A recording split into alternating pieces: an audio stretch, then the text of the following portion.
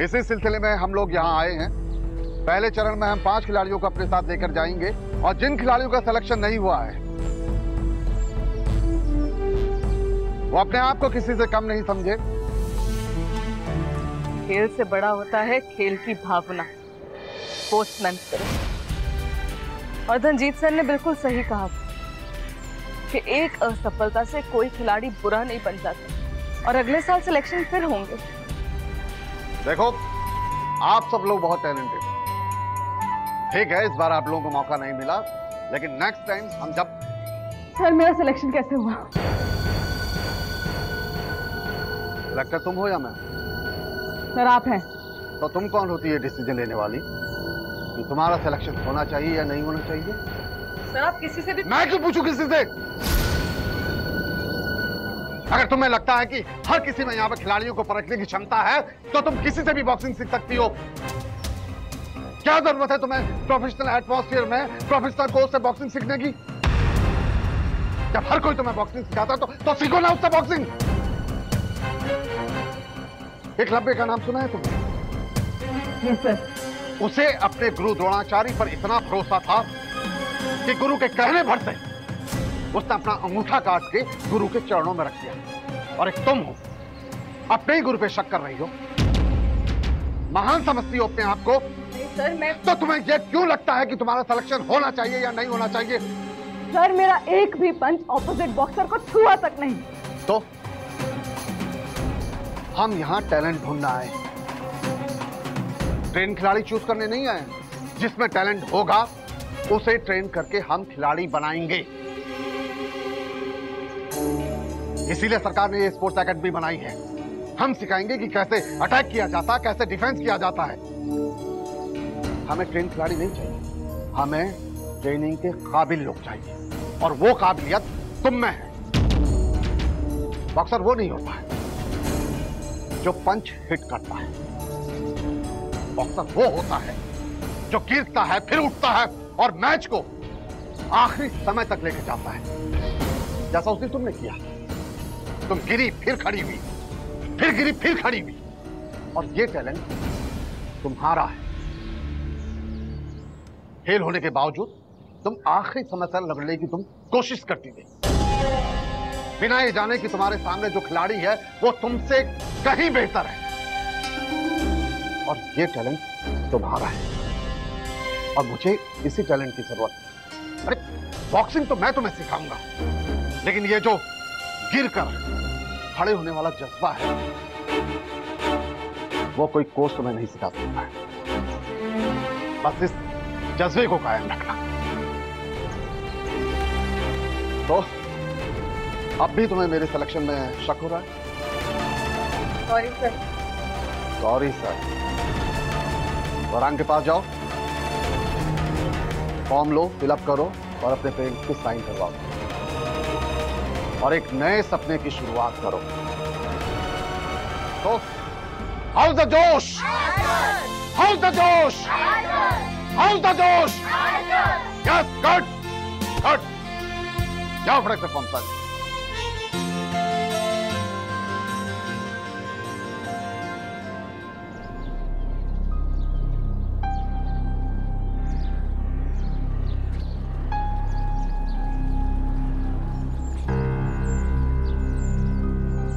अब्दुल, देख तुझसे कोई मिलने आया है।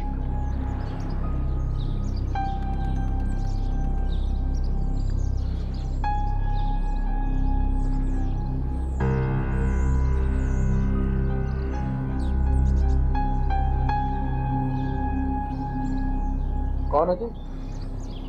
सड़क छाप उठाई गिरा। ये अच्छी बात है कि वो अपने आप को पहचानता है। यहाँ क्या करने आया? मेरे पास ठोस चांदी की मूर्ति है, बिकवा दो कुछ।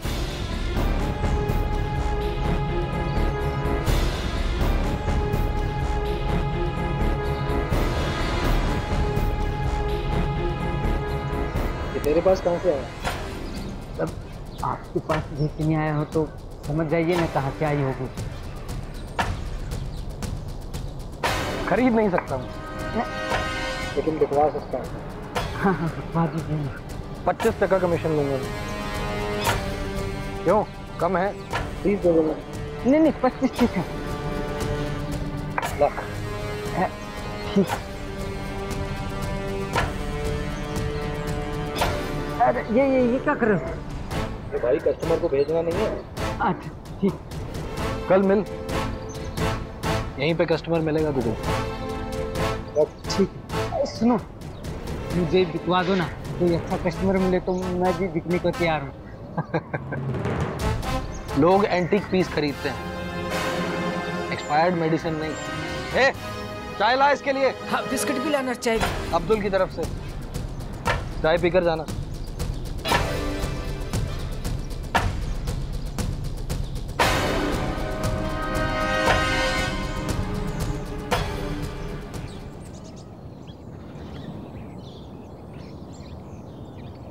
अंत भला तो सब भला। अब तुम अपना पूरा ध्यान सिर्फ बॉक्सिंग पर लगाओ कक्सी। हम सबको तुमसे बहुत उम्मीद है। सर, रंजीत सर का लेक्चर सुनकर तो हमारी उम्मीदें डबल हो गई है। He's right। ये लो।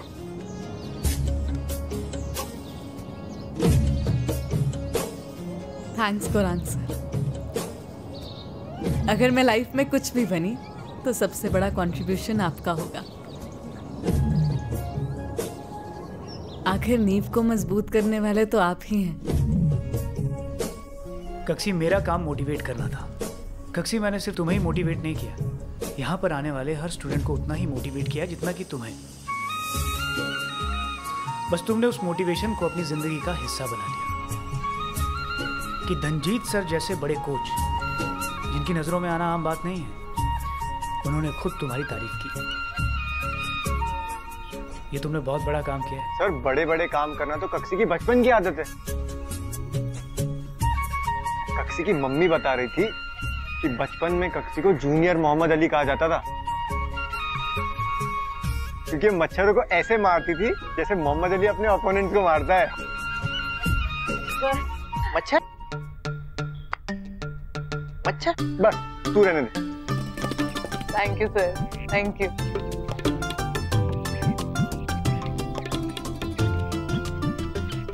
और गौरी, मुनीन का बहुत मजाक उड़ाते हो, बेवकूफ बनाते हो बेचारे को। मुनीन को बेवकूफ बनाने की जरूरत नहीं है। मुनीन तो नेचुरली बेवकूफ है, नेचुरल बॉर्न उल्लू का पट्टा है वो। ऐसे नहीं कहते, दोस्त है।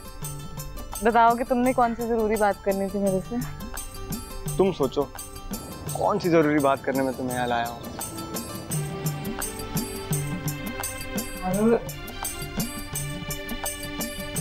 देखो,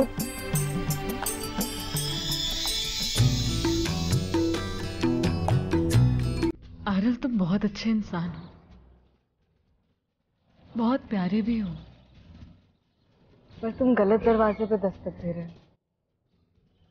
मैं सिर्फ और सिर्फ बॉक्सिंग के बारे में सोच रही हूँ। तो तुम गलत सोच रही हो। मुझे पता है तुम बॉक्सिंग के अलावा किसी और चीज के बारे में नहीं सोच सकती, और मैं तुम्हें बॉक्सिंग के अलावा किसी और चीज के बारे में सोचने भी नहीं दूंगा। मैं तो बस तुमसे ये कह रहा हूँ कि हम दोनों एक साथ रहें, एक दूसरे को सपोर्ट करें और जिंदगी में आगे बढ़ें।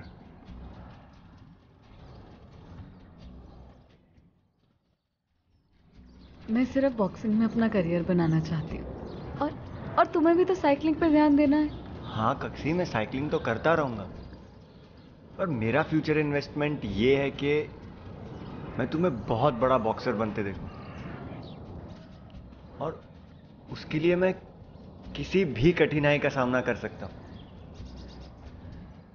सच कहूं तो तुम्हारा सपना पूरा करना ही मेरी जिंदगी का इकलौता सपना है।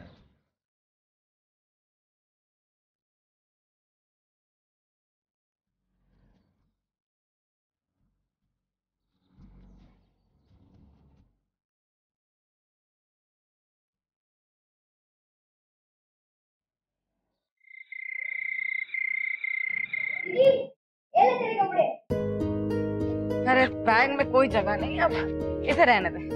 तो ये गौरव सर के गिफ्ट ले जा, तेरे को दिया था। ऐसा करिए तू रख ले, मुझे तो वहां नए मिल जाएगा, तेरे काम आ जाएगा, तू खेलता रही उसके बाद।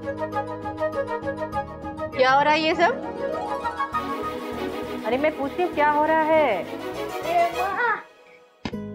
दीदी ने कमाल कर दिया, अभी वो जाएगी एकेडमी बॉक्सिंग सीखने और वहाँ ही रहेगी। अरे बुद्धू, रहने नहीं, ट्रेनिंग करने। लेकिन सुबह तक तो तुम रो रही थी, कह रही थी सब खराब हो गया, अब तुम्हारा कुछ नहीं हो सकता। ये अचानक सिलेक्शन कैसे हो गया? माँ मैं तो ऐसे सोच सोच के दिल का ताड़ बना दिया था। और आंसर सही कहते हैं, एक नेगेटिव थॉट ना कब 1000 में बदल जाता है, पता ही नहीं लगता। मैं भी ऐसे सोचती रही कि मैंने खराब खेला। तो धनजीत सर ने मुझे आज बताया कि उन्हें टैलेंट चाहिए, प्लेयर नहीं। प्लेयर तो वो ट्रेनिंग से बना देंगे। माँ हम लोग रोज बॉक्सर का मैच देखेंगे, तो ऐसे ऐसे पंच मारेगी ना, चल बॉक्सर मैच हो जाए। चल आजा, काम छोड़, आजा। मेरा जबड़ा तोड़ दिया, मेरा दांत तोड़ दिया, मेरी आँख गई।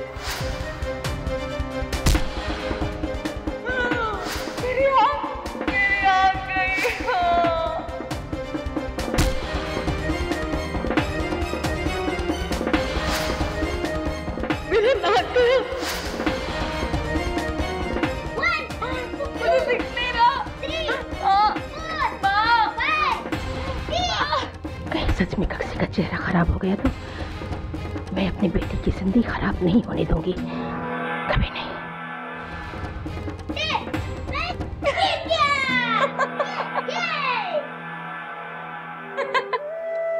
नौटंकी। माँ ये पेपर साइन कर दे। ये क्या है? ये मेरा परमिशन लेटर है एकेडमी जाने का। वहां जाके कुछ दिन रहेगा, ट्रेनिंग करेगा, तो टेंशन मत लेना, मेरा सारा खर्चा सरकार ही करेगा।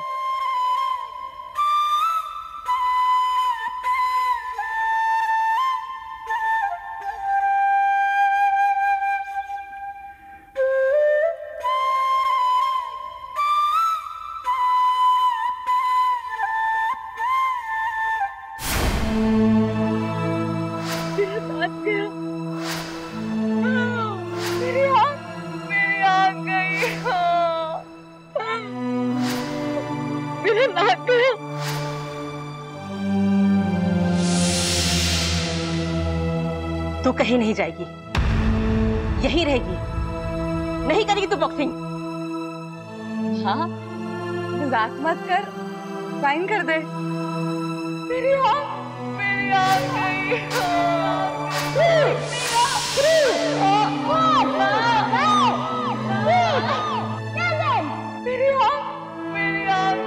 कभी नहीं।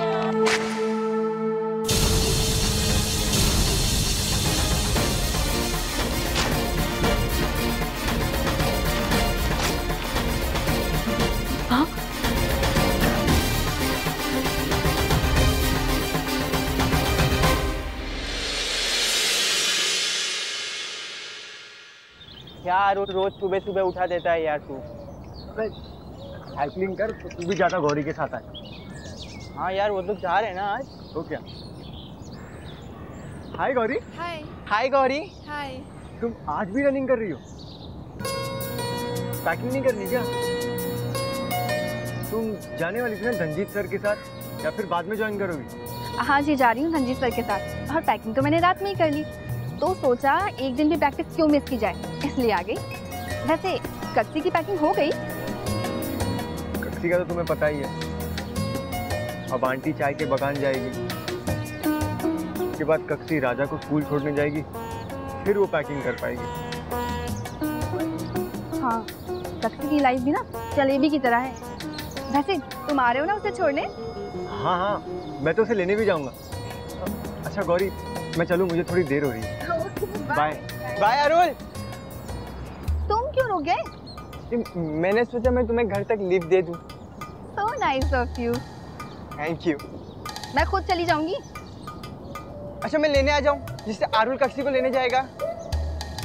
थैंक यू, लेकिन मेरी फैमिली वाले अभी जिंदा हैं, वो मुझे छोड़ देंगे। अच्छा तो वो मर जाए तो बताना। हाँ। मैं छोड़ने आ जाऊंगा, ठीक है? बाय। तुम मरो, तुम्हारे घर वाले मरे।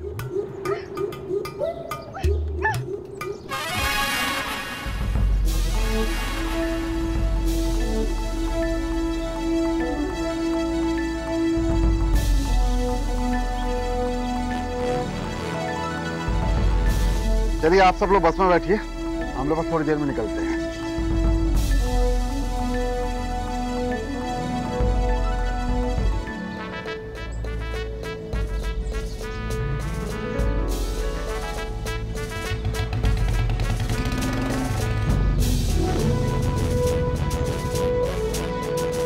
Ready to go sir? बस टैक्सी का इंतजार हो रहा है, वो आ जाए तो निकलते हैं। दूर रहती क्या यहाँ?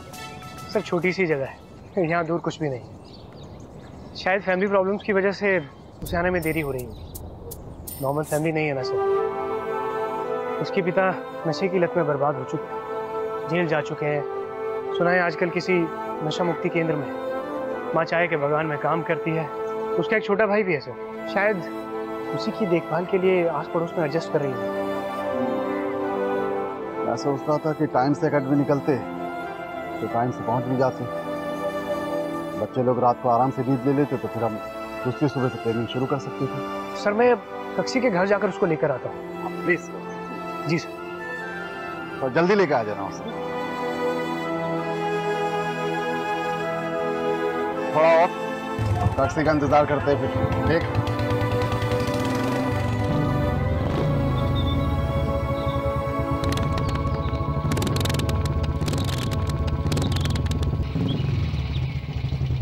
अरुण, मुनीन, कक्षी कहाँ है? सब लोग रेडी है जाने के लिए? सर बहुत बड़ी गड़बड़ हो गई है सर। सर कक्षी नहीं आ सकती। हाँ सर। आप उसका नाम काट दीजिए और उसका इंतजार भी मत कीजिए सर। क्या पागल हो गए हो? नहीं सर, उसकी मम्मी उसे नहीं भेज रही सर। मगर क्यों? पता नहीं सर, बस बोल रहे हैं कि कक्षी कहीं नहीं जाएगी। तुमने उन्हें समझाया नहीं? सर हमने बहुत कोशिश की पर वो मान ही नहीं रही थी। हाँ सर, और यही बताने हम आपके पास आ रहे थे। अचानक से ऐसे कैसे हो गया? रंजीत सर को जाने देते हैं,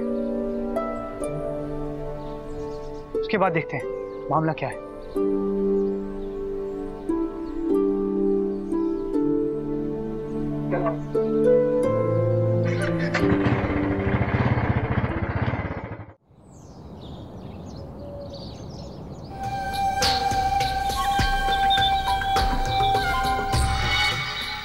क्या हुआ? सब ठीक? कुछ नहीं अब्दुल भाई, सब ठीक है। पार्टी मिली क्या? हाँ एक अच्छी पार्टी मिली, लेकिन पहले मूर्ति देखेंगे। अगर मूर्ति पसंद आई तो ऑन द स्पॉट पैसा मिलेगा तुझे। तो अच्छी बात है ना अब्दुल भाई, चलें? अरे इतनी जल्दी क्या है, गाड़ी भेजेंगे वो। ठीक है। मूर्ति लाया है? हाँ है ना अब्दुल भाई, ये देखो। कितनी देर में आएंगे वो? अरे बोला ना, रास्ते में है, गाड़ी भेजी है। और रास्ते में ट्रैफिक भी तो है, तो फिक्र मत कर, तेरा काम हो जाएगा। वो अब्दुल भाई।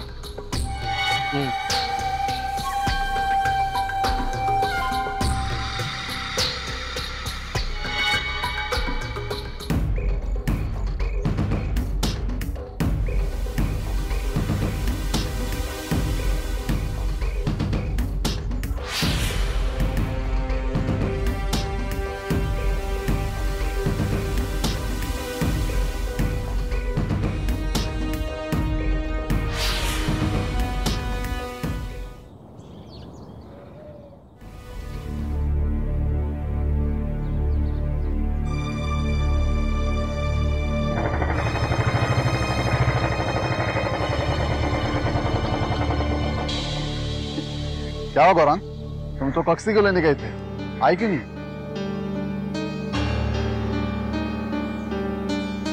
सर वो कक्षी की माँ ने कक्षी को भेजने से इनकार कर दिया सर। अब क्या हो गया? कारण पता नहीं सर।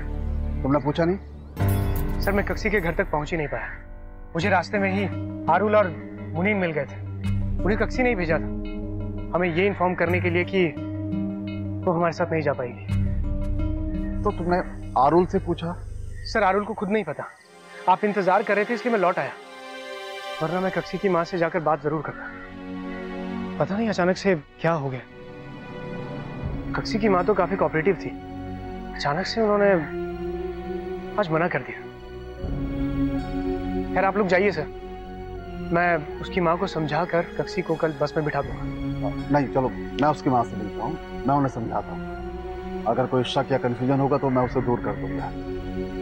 हम लोग ना बस लेकर कक्षी के घर ही चलते हैं, वहाँ से कक्षी की माँ से बात कर लेंगे और कक्षी को लेते जाओगे। ये तो बहुत अच्छा है सर। तो चलिए आप गाड़ी में आइए, मैं बाइक पे आप लोगों को रास्ता दिखाता हूँ। चलो ठीक। हाँ भाई चलो।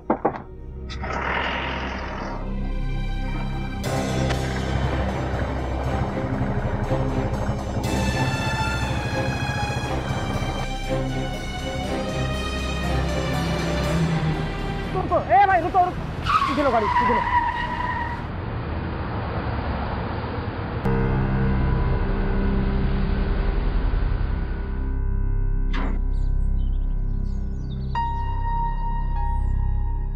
अभी तुम महीन जी के यहाँ काम करते थे ना?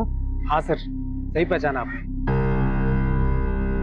तो मैं मन्ना को महीन जी के आश्रम में छोड़ने गया था, तब मैंने तुम्हें वहाँ देखा था। अब मन्ना कैसा है? कुछ डेवलपमेंट हुआ? ड्रग्स लेना उसने बंद किया कि नहीं? सर डेवलपमेंट ये हुआ कि मन्ना आश्रम छोड़ के भाग गया। अगर आप कक्षी की सुरक्षा को लेकर चिंतित हैं तो परेशान ना हो, ये आपकी बेटी हमारी बेटी बनकर रहेगी। नहीं नहीं, हमें आप लोग पर पूरा भरोसा है। मन्ना भाग गया और आपने हमें बताया तक भी नहीं। क्या बताते? वो अपनी मर्जी से आया था और अपनी मर्जी से चला गया। हम यहाँ किसी को जबरदस्ती तो रोक नहीं सकते। हाँ, तो आप उसके अपराधों को बढ़ावा दे रहे हैं। कौन अपराधी है और कौन साहूकार, हम इसका निर्णय करने वाले कौन होते हैं?